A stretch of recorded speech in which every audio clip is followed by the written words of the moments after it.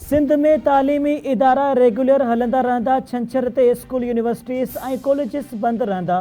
सिंध काबीना फ़ैसिलो कयो आहे त वधीक किफ़ायत शुआरी पॉलिसी इख़्तियार कई वेंदी। फ़ैसिलो कयो आहे त सरकारी गाॾियुनि खे घटि में घटि इस्तेमालु कयो वेंदो। सिंध जे सीनियर वज़ीर शर्जिलिना मेमुण जी घरू वज़ीर जावलस लंजार सां गॾु प्रेस कॉन्फ्रेंस। संदसि चवणु आहे त असांखे ॿारनि जे बचाव लाइ हर मुमकिन क़दम खणणा पवंदा। खिते जा असर कंहिं हिकु मुल्क न पर पूरी दुनिया लाइ चैलेंज आहिनि। गुज़िरियल ॾींहुं ऐवान सदर में अहम गॾिजाणी थी। 4 ई वॾा वज़ीर मौजूदु हुआ। सिंध काबीना कणक ख़रीदारी जी मंज़ूरी ॾेई छॾी। 1 मिलियन मैट्रिक टन कणक ख़रीद करण जो फ़ैसिलो कयो वियो। हारी कार्ड ज़रिए कणक जी ख़रीदारी कई वेंदी। सिंध काबीना SDGs तहत 98 स्कीमुनि जी मंज़ूरी ॾिनी। 4.33 अरब रुपया मुख़्तस कया। काबीना औरत फाउंडेशन लाइ 5 करोड़ रुपया ग्रांट जी मंज़ूरी ॾिनी। सिंध जे सीनियर वज़ीर शर्जिलिना मेमुण जी घरू वज़ीर जावलस लंजार सां गॾु प्रेस कॉन्फ्रेंस। संदसि चवणु आहे त काबीना फ़ैसिलो कयो आहे त कचे जे इलाइक़नि जो जामे सर्वे कयो वेंदो, जंहिं लाइ रक़म मुख़्तस कई वई। सर्वे खां पोइ कचे जे इलाइक़नि में सिक्योरिटी मसइला हल करण में आसानी थींदी। कराची जे मनसूबनि ते ॾींहुं राति कमु जारी आहे। नेक नियती सां रेड लाइन BRT ऐं ॿियनि मनसूबनि ते ट्रांसपोर्ट खातो कमु करे पियो। उबावड़े खां ठठे ताईं कचे जे इलाइक़े जे सर्वे जो फ़ैसिलो कयो वियो। चाहियूं था त कचे जा माण्हू ख़ासि तौरु औरतूं कचे जी ज़मीनुनि जी अलाटमेंट मां फ़ाइदो हासिलु कनि। सिंध पुलिस कचे में कामयाबियूं हासिलु कयूं आहिनि। समूरनि ज़िलनि में ऑपरेशन में 393 ॾोहारियुनि हथियार फिटा कया। घरू वज़ीर जावलस लंजार जी प्रेस कॉन्फ्रेंस। संदसि चवणु आहे त दादू केस जो फ़ैसिलो अदालत ॾिनो। सज़ा थिए हा त सुठो थिए हा, बरी थिया त ख़राबु थियो। इहो तासुर ख़तमु करणो पवंदो। धुरियुनि खे फेयर ट्रायल जो मौक़ो फ़राहम कयो वियो। दादू सेशन कोर्ट में पहिरियां बि वाक़िया थी चुका आहिनि। काल्ह वारो फ़ैसिलो अहम हो। असां कोशिशि कई त कंहिं बि धुर खे को नुक़सानु न पहुचे। फायरिंग कंदड़ माण्हुनि ख़िलाफ़ केस दाख़िल थींदो। सिंध काबीना मुख़्तलिफ़ तरक़ियाती मनसूबनि जी मंज़ूरी ॾेई छॾी। इजलास में तरक़ियाती एजेंडा ऐं काबीना कमेटी ऑफ फाइनेंस जी सिफ़ारिशुनि जो तफ़सीली जाइज़ो वरितो वियो। काबीना मलीर खां गगर फाटक ताईं 3.5 किलोमीटर डिघी रोड जी मरम्मत लाइ 2.55 अरब रुपयनि जी सिफ़ारिश मंज़ूर कई। बोर्ड मुतासिर रोडनि ऐं पुलनि जी बहाली लाइ 888 मिलियन रुपया, जॾहिं त मुख़्तलिफ़ रोडनि जी वात ऐं मरम्मत लाइ 1966 मिलियन रुपयनि जी मंज़ूरी ॾिनी वई। तलहार खां टंडो बागो ऐं नौशरो फिरोज़ रोड खां मेरान हाईवे लिंक रोड मनसूबा बि शामिल। सेंट पैट्रिक स्कूल कराची में जदीद स्टेडियम लाइ 10 करोड़ रुपया मंज़ूर कया विया। थरेनिडी कैंपस फेज़ 2 लाइ 6 अरब रुपयनि खां वधीक रक़म जी मंज़ूरी ॾिनी वई।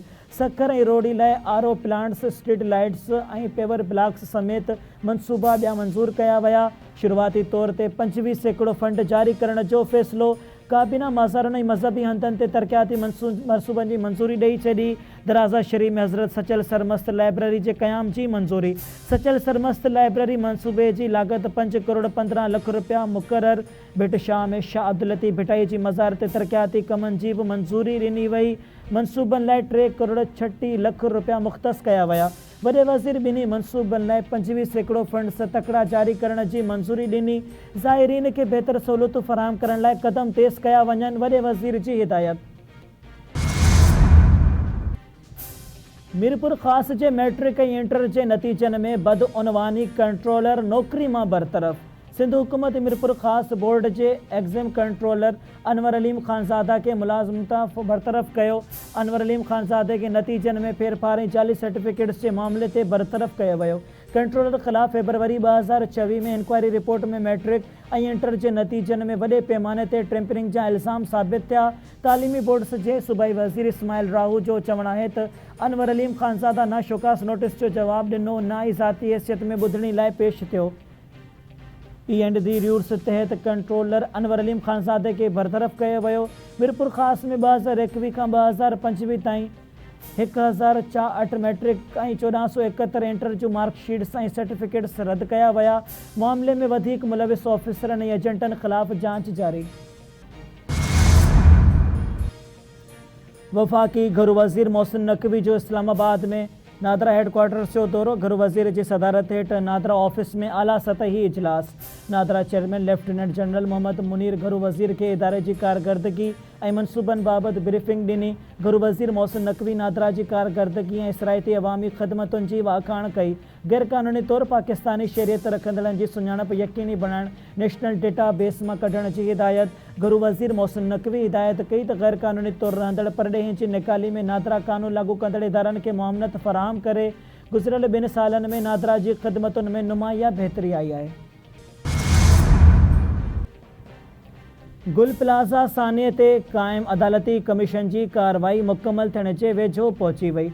कमीशन की रिपोर्ट जल्द अचण जो इम्कान। Commission Sindh building control authority का वधीक सवाल कंदे वज़ाहत तलब करे वरिती।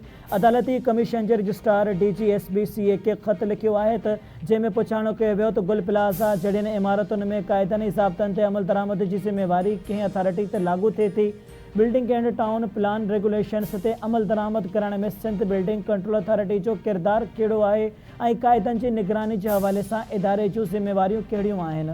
कमीशन अथॉरिटी का 1 अप्रैल ताईं लिखत में जवाब तलब करे वरितो।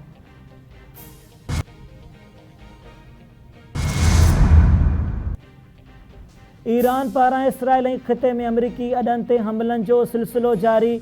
ईरान के मिसाइल हमले में इसराइली शहर हैफा के ऑयल रिफाइनरी में बाहि लगी वई।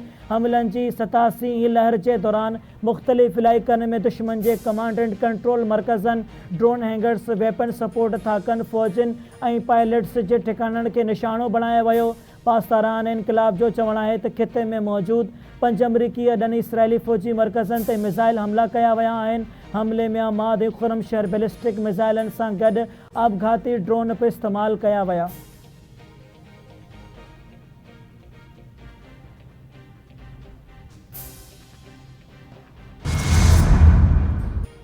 इसराइल जा ईरान ते हमला जारी। अस्फ़हान में 2000 पाउंड वज़नी बम सां हथियारनि के ज़ख़ीरनि के निशानो बनाइण जी दावा।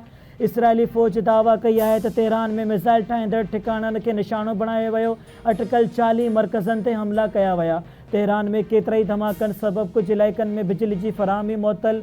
ॾखण लेबनान में हज़बुल्लाह सां चकरनि में वधीक 4 इसराइली फ़ौजी मारिजी विया। अरब मीडिया मूजिब ॾखण लेबनान में 2 मार्च खां हिन वक़्त ताईं 10 इसराइली फ़ौजी मारिजी विया ऐं केतिराई ज़ख़्मी थी चुका। विच ओभर जी छिकताण वारी सूरत हाल के नज़र में रखंदे नायब वज़ीर आज़म ऐं परॾेही वज़ीर इसहाक़ डार चीन के इंतहाई अहम दौरे ते बीजिंग रवानो। परॾेही तर्जुमान मूजिब इसहाक़ डार चीनी परॾेही वज़ीर सां मुलाक़ात कंदो। ॿई अॻवान पाक चीन ॿतरफ़नि लाॻापनि जो जाइज़ो वठंदा। ही दौरो ॿिन्ही मुल्कनि के इलाक़ाई सूरत हाल सां गॾोगॾु ॿतरफ़नि ऐं आलमी सतह ते गॾियल दिलचस्पी के मामलनि ते तफ़सीली ख़यालनि जी ॾे वठि कई वेंदी।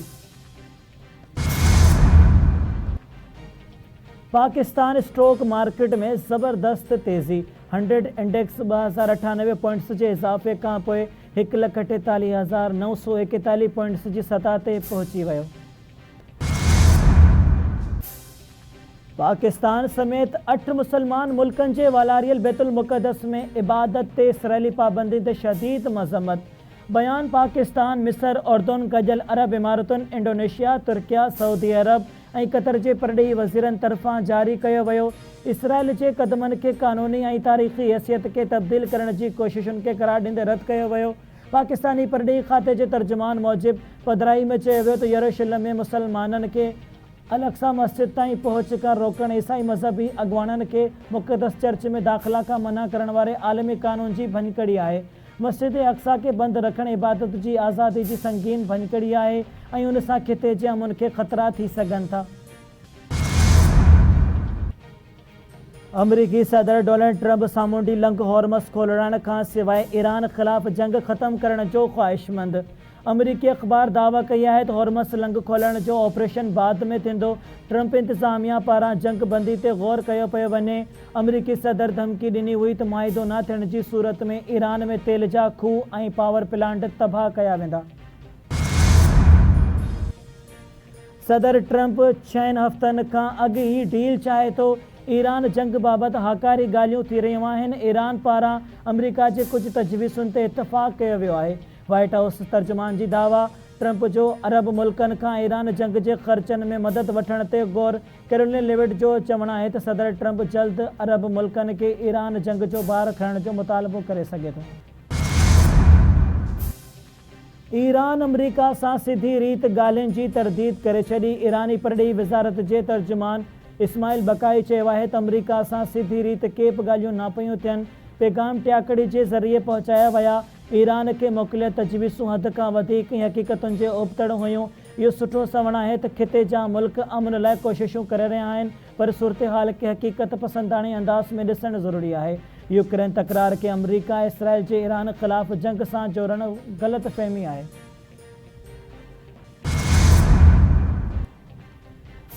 ईरान सऊदी अरब खे पंहिंजो बिरादर मुल्क सम्झे थो ऐं उन जो एहतराम करे थो। हाणे वक़्तु अची वियो आहे त अमेरिकी फ़ौज खे खिते मां कढियो वञे। असांजूं कार्रवायूं उन्हनि दुश्मन क़ुवतुनि ख़िलाफ़ आहिनि जेकी न अरबनि न ई ईराननि जो एहतराम कनि थियूं। ईरानी परॾेही वज़ीर अब्बास इराक़ची जो बयानु। सखर तालीमी बोर्ड मातहत 10हीं दर्जे जे इम्तिहाननि दौरान 171 कॉपी जा केस साम्हूं अची विया। 54 कॉपी केस, 72 मोबाइल फ़ोन ऐं 42 जालसाज़ी जा केस रिपोर्ट कया विया। इम्तिहाननि दौरान 3 उम्मीदवारनि जी जाइ ते ॿिया माण्हू इम्तिहान ॾींदे पकड़िया विया। बोर्ड इंतिज़ामिया मूजिबि कॉपी जी रोकथाम लाइ 34 इंस्पेक्शन टीमूं जोड़ियूं वयूं आहिनि। इम्तिहानी मर्कज़नि ते औरतुनि समेत ख़ासि टीमूं बि मुक़ररु कयूं वयूं।